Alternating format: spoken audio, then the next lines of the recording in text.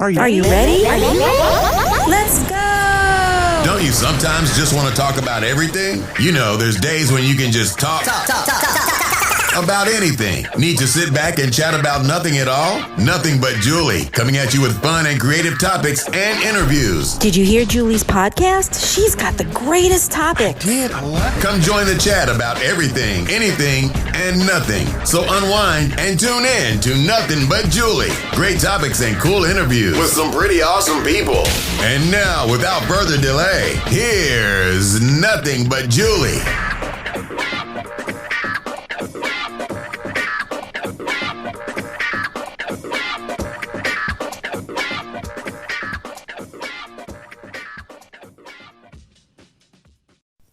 Well, hello, everybody. Thank you so much for joining me. I am your host, Julie Schrager, with the podcast Nothing But Julie, and I have got to talk to you about something that has been irking me just a tad. But, you know, God forbid I actually start my podcast without discussing something that's bothering me. I did not want to do that, but, you know, I figure, why not? I'm actually not bothered. Not bothered at all. But I'm just going to say this. I live in Florida, and I am appalled that our governor has decided to lower the flags at half-mast because of Rush Limbaugh's death. Now, regardless of how I feel or felt personally about Rush Limbaugh, I'm going to put that to the side, and I'm just going to say that when you lower the flag at half-mast, that is such a high authoritative thing to do. And it is reserved in my head, and has always been reserved in my head, to be something that is done for hierarchy, for military. When I mean hierarchy, I mean president, vice president, anyone who has passed in the military, who has served, you know, things of that rank. But for a man who spewed nothing but hatred, I mean, that's all it was. And it's not my opinion. It is a fact. If you ever listen to him, bigotry, racism, every horrific thing that you could think of that is bad in the world, he displayed. And my governor of Florida has told everyone that they have to lower the flags at half-mast. And I was so pissed when I drove up to my community yesterday and saw the flags at half-mast. You know, I was going to write to my HOA. I was going to walk in there and be like, act like a Karen. And then I thought to myself, you know what? I'm not like all these other people. Yeah, I have my opinion, but I don't like to be a part of the people that display their opinions. I keep it to myself or amongst maybe close family or close friends. And that's why I decided not to say anything, except for now, for all to hear. But I'm just making a point that regardless of who Rush Limbaugh was, he was not a part of the military. He was not a high-ranking official. He was not a president or a vice president or a high-ranking senator. He didn't do anything for us in the world except express hate. And all that tells me is that the governor of the state of Florida is applauding the man for his hatred. And all it does is make me despise the governor even more. I've hated him since day one and never felt that he handled anything with regard to COVID in the correct way. He is going to be investigated at some point for the handling of how COVID vaccines were distributed, especially recently or of late in Palm Beach County. I believe there were 2 pop-up COVID vaccine tents in 2 very affluent zip codes. that just the land happened to be owned by a Republican who gave the governor $1 million when he was running for governor. Little coinky dinky. And then the governor goes on to threaten the residents, the millions of residents in the state of Florida who were complaining about the way he handled it. He threatened, well, I just will switch. I'm not going to let your area code or let you have the vaccine. So this is what our governor does. He can't take the heat. He's a big baby, so then he threatens the very people that voted for him. Well, I didn't. Anyway, I'm just a little, I guess, upset about him, how he has handled a lot of things, including this lowering the flags. And I think that it is incredibly ridiculous that he's doing it. So moving on. What are you guys good at? Do you have any one thing that you're really good at? Do you have many things that you're good at? I thought that it would be fun to reflect a little bit during this podcast on things that you are best at and how can you figure it out? Because guess what? I might pose that question to you, and I've done it. And do you know how many times people just become flabbergasted and they can't really think of any one good thing or two or three? So how do you look within yourself to find what you're really good at? Well, I'm posing this question to myself. I know some things that I'm good at. Are they just regular general things? Some of them are. I mean, it's kind of a tricky question. And it's hard when you have to determine your strengths, like what are you naturally good at? And what's a really great way to find what you're passionate about? When my son was younger, I was pro get yourself out there, meet lots of different people. I will help you to meet lots of different people because there might be something that you're passionate about that you just have not realized that you're passionate about until you actually start to do it. Have you ever thought of that? Yeah, in your mind, I'm really good with kids. So I think I'm going to be a teacher.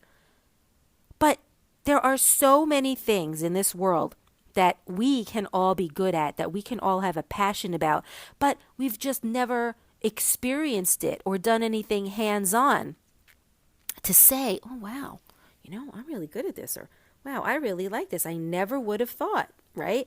So how do you go about figuring that out? How do you determine your strengths and what you're naturally good at? And it's not just about a career path. It's just, what if you want a hobby? I'm 52. I'm not, over the hill, really, per se, even though they say over the hill is 50. But you know what I mean. I'm not up there. I don't want to be in my 70s or my 80s and just be sitting around. I want to be able to have a hobby. I want to have things that I'm passionate about. I want things to continue to look forward to if I'm retired and I'm no longer working or doing much of anything. I want to be able to explore and God willing, I'll be able to do those things with my husband, but we're not going to be here and there all the time. We're going to be at home, and I want to be able to do things that make me happy and find things. And one of the things that I really want to do is learn how to do pottery. I know, ha, ha, ha, laugh, laugh, laugh. But it is such a wonderful hobby for me. Now, there are people that actually do this for their careers, and they are incredibly talented. Like my sister, who is making money with her art. She's incredibly talented in so many different ways, not just any one way. I mean, in multiple ways. So what is it that I can do? Well, I don't want to make money with pottery. I just want to learn it because I think it's something I would really enjoy, something that I could be passionate about, and something that I could probably set up, maybe in my garage, or as I get a little older and move and maybe have an extra room to do this in. I'm now looking at things that can help me become a little more busy, and a hobby that might lead into something else. Who knows? So I was thinking it might be so much fun for me to start pottery. Not just yet, because we're still in the midst of COVID and a lot of things are just not as available.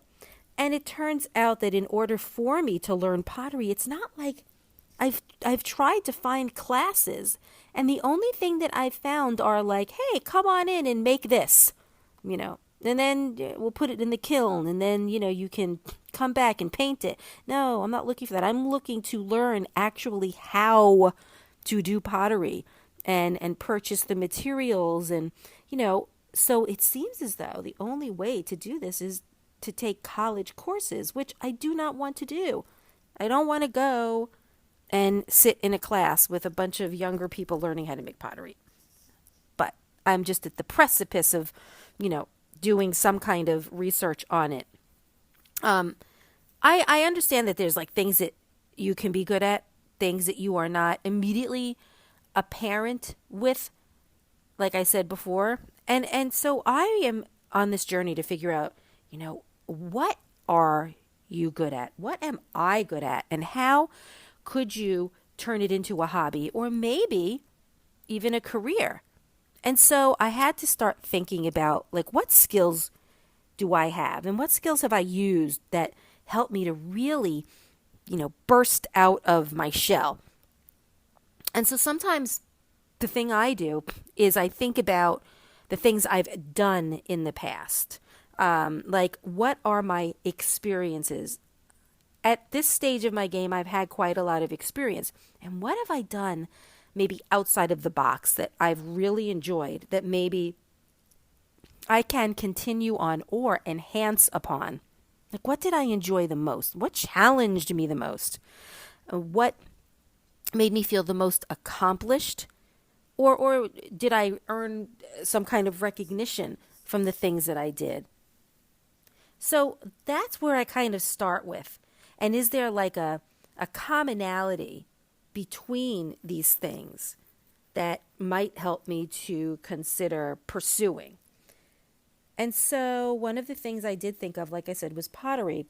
I actually looked as far back into going to camp when I was a kid and the things I used to love. I used to love making friendship bracelets, where you like you made a knot and you had like the thread and you can make all sorts of designs, like chevron designs and things like that. And although I'm no artist, I really like participating in that form of art where it doesn't take a whole lot of skill. But then I thought, pottery really does take skill. And I started thinking back to when my son was younger and we started going to parties and we were making clay artifacts or things like that. And mine always came out really good. I'm not patting myself on the shoulder. They just did. And I actually felt this almost like calmness come over me and thought, that's what, my life needs. I need like an escape route. I need, or even an escape room to where I can go. And it's almost like my she shed, like a man cave, but a she shed, and escape into my own world. And that's why I thought that pottery would probably be the best thing, because it does take skill and it does take patience and it does give you something to look forward to. And there is a sense of empowerment, which is another thing that can help in the breakdown of trying to figure out what exactly it is that you are actually good at. I mean, our strengths are there to do the things that they're meant to do. They're there to make us feel strong. They're there to help us to succeed. And so I think about the tasks that I like to do when I'm feeling stressed out. And one of the things I like to do, and it's not anything particular, but it's anything where I can just remove myself and kind of delve into that moment of what it is that I'm doing and just really, really get into it and be able to forget the reason why I came in that room for, whether it was feeling stressed out or needing a break or just needing to do something outside of just the norm. And so if you take notice of the times when, you feel powerful or even invigorated, those times are when you're putting your natural talents to use. And sometimes you're just not putting it together that, this is something that I need to continue doing because it's something that helps me with my stress or my anxiety or my issues, my problems. And it comes naturally to me. It's a natural curiosity. If you find yourself, or like, let's say, interested in a particular topic for no reason, but you just enjoy that topic, maybe that's pulling you towards that because, again, it's something that you believe you would be good at. At the very least, help provide some form of direction to what you might want to do or to take the skills that you already have and maybe improve upon them. So what really comes naturally? How do we figure that out? How do we know what comes naturally? It's not that easy. Because once we're asked that question, all of a sudden we're like, let me think. And it's the times when you're actually doing it that you have to realize, oh my goodness, this is really easy for me and I really enjoy doing it. For me, one of the things that came naturally was working in a high school and being around people, but mostly the children. It was nothing but absolute natural. I was not being phony. I was not being fake. I was being me. I enjoyed being around the kids. I know that they enjoyed being around me. It was an absolutely ecstatically fun and rewarding time of my life. And I dearly, dearly miss it. And when I do come upon some of the kids that I had as runners or that I knew from high school that have grown, it's almost like right back there. I feel like, their second mom. So many of them would just come and visit me, say that they had to go to the bathroom and get a pass. So that is something that came naturally to me. And it's very easy to kind of overlook those natural talents that we have, especially if you shrug it off because you think, oh, well, anyone can do this. It's not unique. Or, it's something I've always been able to do. So it's not like it's such a big thing. But what might come naturally to you actually might not come naturally to others. And sometimes you start to think, oh, well, they're not valuable. But they are.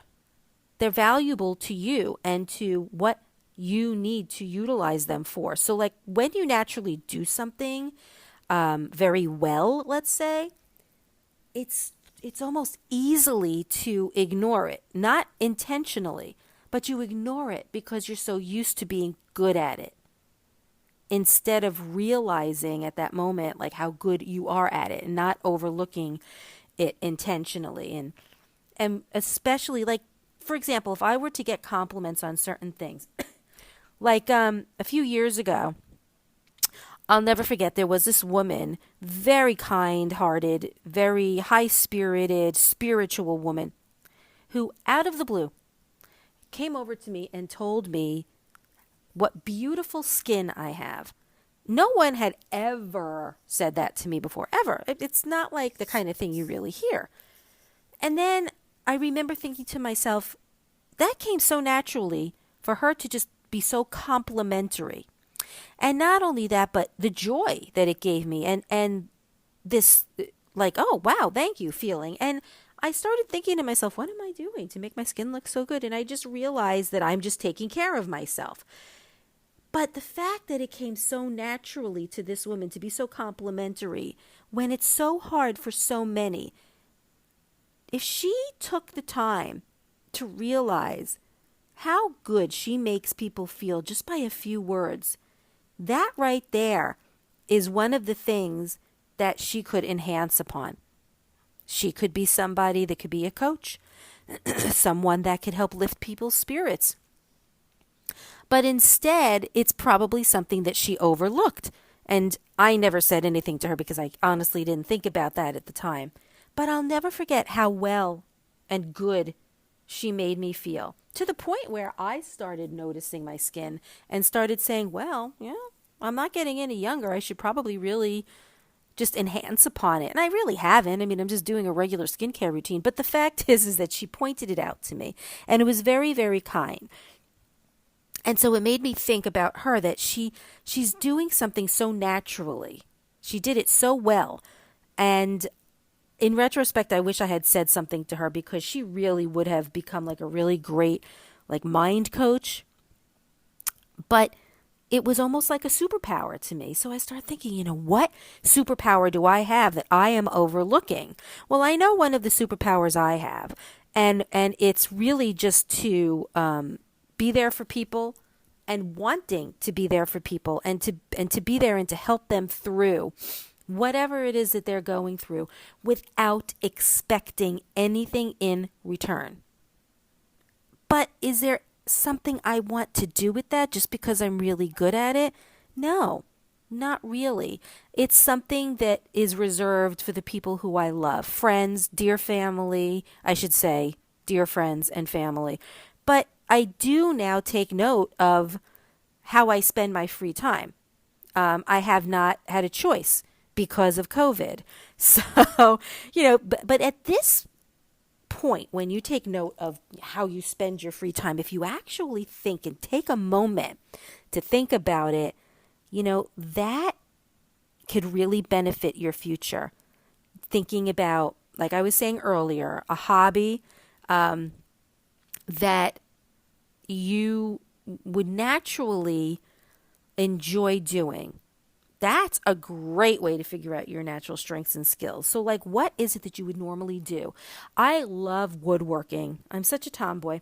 I love making things. My husband went out and purchased a bunch of different pieces of wood, long wood, short wood, thick wood, and brought me home glue and nails. And he's so sweet and incredibly kind, my husband. I have yet to do anything with it. However, I know that if I have something in mind, I'll build it. Like, I would rather build something than buy it. That's one of my strengths. That is something that I would probably do as I get a little older. Go on Pinterest and try and find some ideas, things that I can do, like a birdhouse, or maybe build something to put my plants on. But people might look at that and go, oh, she's retired and she's trying to... No, it's got nothing to do with that. It's a hobby. It's something I enjoy. When you get older, you're going to have to figure out things that you like to do to keep you going, to keep you busy. And it's not just about being on the boat or going away on vacations or going on the jet skis. That's all wonderful and fine and great and blessings that one can have. But it doesn't happen every day. And there's always got to be something that you can really look forward to. Always. That's just how I look at life. Like, you can't just wake up and always be like, well, what am I going to do today? That has been a part of my life for almost a year. Well, what am I going to do today? And it's really pushed me into thinking about my future and wanting to find things to do. And so over the course of a few days, you can think about, let's say, 3 things that, you really enjoy to do. Things that you really like to do, and really think about why you like them. So it's not just, well, I like this. Okay, I like this, but why? I like it because of this, this, and this. And write it down. Take note of these specific tasks that you like and why they fulfill you. So like, let's say I decide to set aside a half an hour, and I have a blog. It's nothingbutjulie.wordpress.com. And once a week, I write on my blog. I don't have any specific topics. I don't have any specific day or time. It's just whatever comes to mind. But if you take some time to write for, let's say, a half an hour with things that you know that you'll enjoy, you can start creating a very nice list of things that you might not have time for now, or that you do have time for, that you're like, well, I think I'm going to start doing this. And that's why I started my blog. And that's why I started this podcast, because not only did I have the time, but I really, really enjoy what I'm doing. And I really enjoy reaching out to people and really enjoy getting the feedback from people and knowing that, I'm actually getting people commenting or contacting me to let them know that they like it or it helped them. And, it's a good feeling. And I just think that your natural talents are your abilities, and you can prioritize your time and really, really tap into your creativity and just work autonomously, and why not? You can just have the freedom to work as independently as you want. Excuse me. So then I start thinking, okay, let me think. What was I good at when I was young? Well, like I said before, I loved making those bracelets. I actually loved archery. I don't know why. I just did. And I was good at it. Not at the beginning. But I got really, really good at it. And I was like, maybe I'll take up archery. I mean, why the hell not? Maybe I'll start making bracelets again. Who the hell knows? But when I think about the activities and the things I liked to do when I was younger, it's still the same as today. When I was a kid, I used to live in East Meadow, and I would, makes me giggle, the local kids would come to me to help them to fix things. And I would. If there was a problem with their bikes, they wouldn't go to their parents. They came to me. I had no idea what I was doing. I just remember going into my dad's toolbox and finding a wrench or something that might fix, let's say, the tire, or maybe help them with a flat tire. I mean, these are the things I did. I actually remember one kid brought over his tape recorder. For those of you listening, back in, I would say, late 70s, maybe first year of the 80s, we had those tape decks, portable tape decks, and they're cassette tapes that we would put inside this portable unit. Some of them took batteries, some of them had to be, plug-in. And I just remember someone came to my house with this portable cassette player, and they're like, oh, it won't record. I have no idea if I fixed it or not, but I just remember taking the whole thing apart and just spent the whole day in my garage doing this. I think I must have been 12, maybe 10, 11, 12, something like that. And I remember I loved doing that, and that is why I am how I am today. I love doing, I think, what things might construe as being manly things to do, which, no, I love doing. And so when I think about those things I used to love as a child, those activities and those hobbies, I haven't done some of those things in a while. I used to love riding my 2-wheel purple banana bike everywhere. Everywhere. And I have a bike now, but I hardly use it because it hurts my butt. And I'm thinking, why can't I just get a banana bike? I mean, maybe they make adult banana bikes. Why not? Do I really care what people think anymore? And no. So, let's say when you were younger, you enjoyed writing plays, which I did, and performing, which I did. But let's say you perform them in front of your class. Well, then maybe you should pursue a career in playwriting. It's never too late. Or what if, let me just say this, and this is very true. We don't always nurture our talents. Sometimes they're left by the wayside. And these natural talents are still there. They never go away. And if you look back on when you were a child, maybe your teachers or your parents might have said to you when you were younger that you were good at, it will definitely make it easier to help you to develop these qualities than most people. You just have to think. You just have to maybe dig deep and go a little bit further into your life and think about the things you used to love. Because those things that you used to love when you were a kid might still be things that you really like as an adult, that you might want to continue to pursue a second career with. My husband's friend, right out of high school, started to work at Rikers Island. It is a prison in New York. He was not sure what he wanted to do with his life, but he knew he had to start making money. And he knew that if he started to do that, he could maybe retire early, get a pension, and by the time he was in his 40s, get another job. Well, that's exactly what he did. He never really, quote, figured out, end quote, what to do with his life because he was very happy. He was making pretty decent money working there. And at the age of 40, he retired with about 22 years of experience behind him. He now had a very nice pension, but was only 40. So what did he do? He started to continue, to continue in construction, which is what he did at Rikers Island, which he became very, very good at.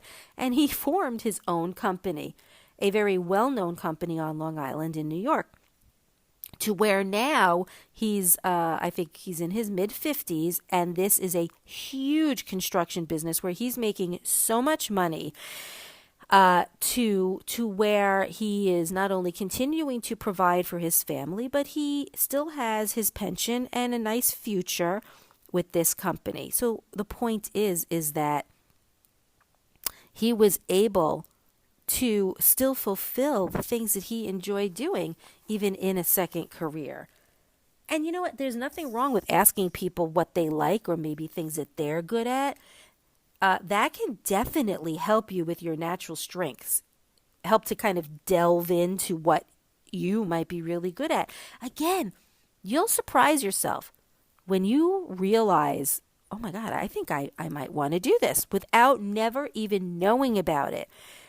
Talking to people who know you very well, people who you've worked with, maybe some former bosses that you might have had, former teachers. You know, you could always ask them what they always felt your strengths were. If you or your parents ever saved any work from when you were a kid, you can look back at that and see maybe some of the notes that your teachers wrote. It's not easy to step back and take like an objective look of yourself and assess yourself into thinking of what your strengths are. That's why sometimes an outside opinion, can help. And if you look for patterns, you might start seeing that there are patterns. There are things that you are doing in your life that are almost like a consistency to it.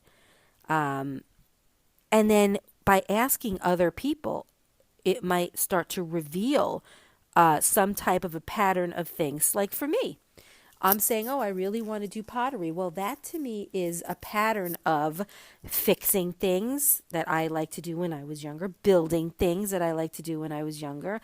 This is just another thing of creating something through, this kind of like work with my hands. And that's the pattern for me. So like, let's say you've got a bunch of friends that say you've got a really keen eye for fashion, and then you realize you're actually spending a lot of time looking at what people are wearing, assessing what they're wearing, looking at certain fashion magazines, but you've never put it together. Well, now all of a sudden you're realizing that there is a pattern. And the most important thing I really believe is having an open mind, because sometimes you might be in a little bit of shock when you are told about certain strengths you might not have realized yourself, but don't dismiss it. Don't dismiss what they're saying. It's something you might want to continue to think about and research and see if it's something you like to do, because that can not only lead to a new career, but it could lead to a hobby when you're older, to something that you can continue to do or pursue doing as you get older, perhaps when you're retired.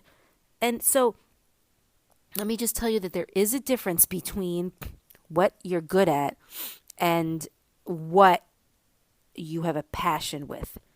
So I think that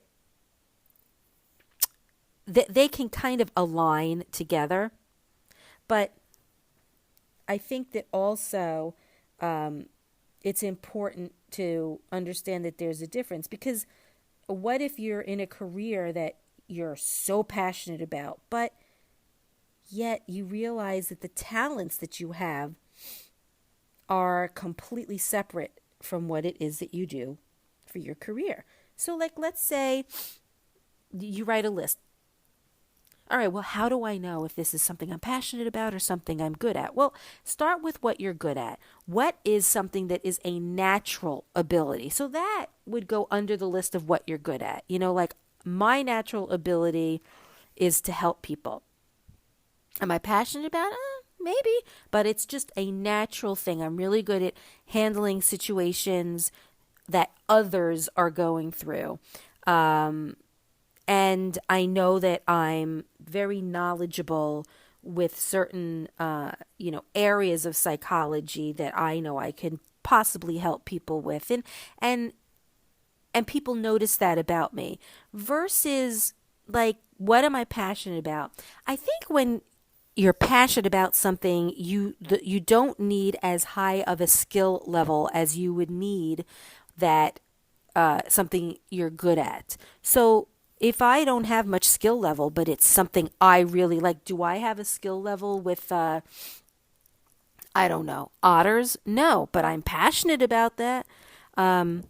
Something that I'm extremely interested in, but not naturally good at. You know, that is something that falls under passion. And I also think something that motivates you, yes, can also fall under what you're good at.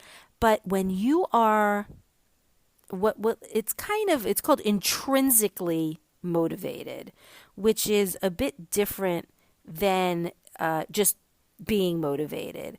And so I really think when it comes to, let's say, passion, if you are intrinsically motivated with what you're good at,